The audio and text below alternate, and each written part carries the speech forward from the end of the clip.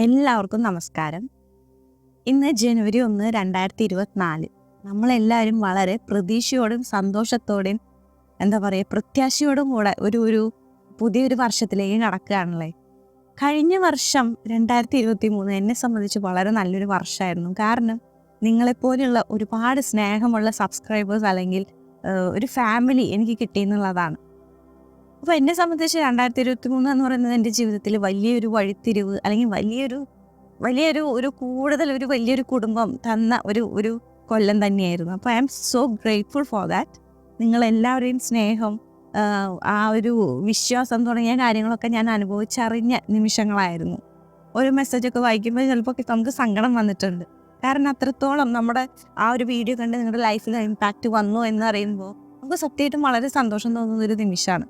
അപ്പോൾ ഇനി വരും വർഷം 2024 അല്ലെങ്കിൽ ഇനി വരും വർഷങ്ങളാവട്ടെ നമ്മുടെ എല്ലാവരുടെയും ലൈഫിൽ വളരെ നല്ല നമ്മുടെ ഡ്രീംസ് അച്ചീവ് ചെയ്യാനും അല്ലെങ്കിൽ നമ്മുടെ കൂടുതൽ രീതിയിലുള്ള നല്ല രീതിയിലുള്ള ജീവിതം മുമ്പോട്ട് പോകാനൊക്കെ ഞാൻ ആശംസിക്കുകയാണ്. അപ്പോൾ ഇന്ന് ഞാൻ എടുത്തിരിക്കുന്ന ടോപ്പിക് എന്ന് പറയുന്നത് ക്വാളിറ്റി ഓഫ് ബ്രെത്തിനെ കുറിച്ചാണ്.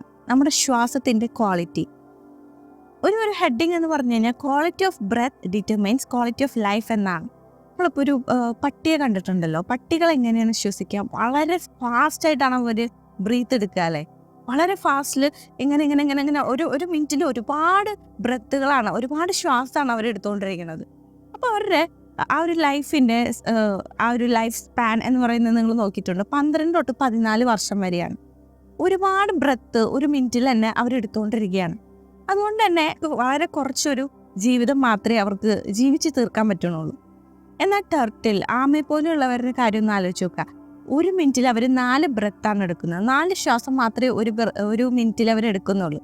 അങ്ങനെ വരുമ്പോൾ അവർക്ക് 150 മുതൽ 160 വർഷം വരെയൊക്കെയാണ് അവർ ജീവിക്കുന്നത്. ഇത് ജസ്റ്റ് ഒരു എക്സാമ്പിളായിട്ട് പറഞ്ഞു എന്ന് മാത്രം.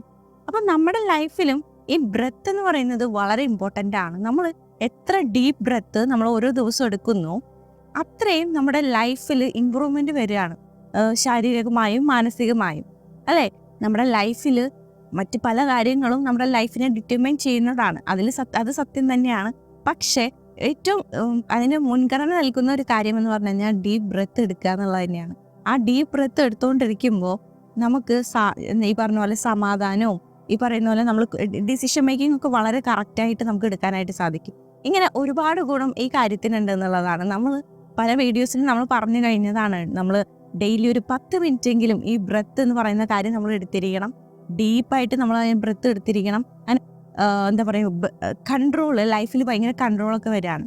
ഓക്കെ, അപ്പോൾ ഈ പറയുന്ന കാര്യം നമ്മൾ ഇപ്പോൾ ഒരു പുതുവർഷമാണല്ലോ. അപ്പോൾ നമുക്ക് ഇനിയും ഒരുപാട് ഇതുപോലെയുള്ള പുതുവത്സരം സെലിബ്രേറ്റ് ചെയ്യണം അല്ലേ. നമ്മുടെ ലൈഫ് നമുക്ക് മുമ്പോട്ട് പോകണമെങ്കിൽ അല്ലേ, നല്ല രീതിയിൽ. അപ്പോൾ നമുക്ക് നല്ല ദീർഘമായ ലൈഫ് നമുക്ക് വേണം എന്നുള്ളത് തന്നെയാണ്. അപ്പോൾ അതിന് വേണ്ടിയിട്ട് നമ്മൾ ഇന്ന് എടുക്കുന്ന ഒരു തീരുമാനമെന്ന് പറഞ്ഞു കഴിഞ്ഞാൽ, നിങ്ങൾ എവിടെയോ ആയിക്കോട്ടെ, നിങ്ങൾ ചിലപ്പോൾ അടുക്കളയിലായിരിക്കാം, ചിലപ്പോൾ നിങ്ങൾ ഓഫീസിലായിരിക്കാം, ചിലപ്പോൾ നിങ്ങൾ സ്കൂളിലായിരിക്കാം, എവിടെ ആയിക്കോട്ടെ, നിങ്ങളൊരു 10 ബ്രെത്ത് അല്ലെങ്കിൽ മാക്സിമം നിങ്ങൾക്ക് പറ്റുന്നത്ര ഡീപ്പായിട്ട് ബ്രെത്ത് എടുക്കാനായിട്ട് ശ്രമിക്കുക എന്നുള്ളതാണ്.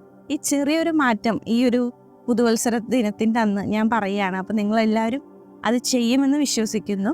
അപ്പോൾ ഇങ്ങനെ ചെയ്യുന്നതിലൂടെ നമുക്ക് നമ്മുടെ ലൈഫിൽ വലിയൊരു കുഞ്ഞു മാറ്റം അല്ലേ, കുഞ്ഞു മാറ്റം തന്നെ, വലിയൊരു കാര്യം തന്നെയാണ്. പക്ഷെ ചെയ്യാൻ വളരെ എളുപ്പമുള്ളൊരു കാര്യമാണ്. അപ്പോൾ അതുകൊണ്ട് തന്നെ ഈ പറയുന്ന കാര്യം നിങ്ങളൊക്കെ ഒന്ന് ചെയ്തു നോക്കുക. ഡീപ്പായിട്ട് ബ്രെത്ത് എന്നുള്ളത് നമ്മുടെ ഒരു മനസ്സിൽ പതിയേണ്ട ഒരു കാര്യം തന്നെയാണ്. ഓക്കെ, അപ്പോൾ എല്ലാവർക്കും ഒരിക്കൽ കൂടെ പുതുവത്സര ആശംസകൾ നേരാണ്. എല്ലാവരുടെയും ജീവിതത്തിലും സന്തോഷവും സമാധാനവും ഐശ്വര്യവും എല്ലാം തുളുമ്പി നിൽക്കട്ടെ. ഓക്കെ, അപ്പോൾ എല്ലാവർക്കും എൻ്റെ ഒരുപാട് നന്ദി. അപ്പോൾ ഇനി അടുത്ത വീഡിയോ ഇട്ടുതരാം. This is Joshi Menon signing of.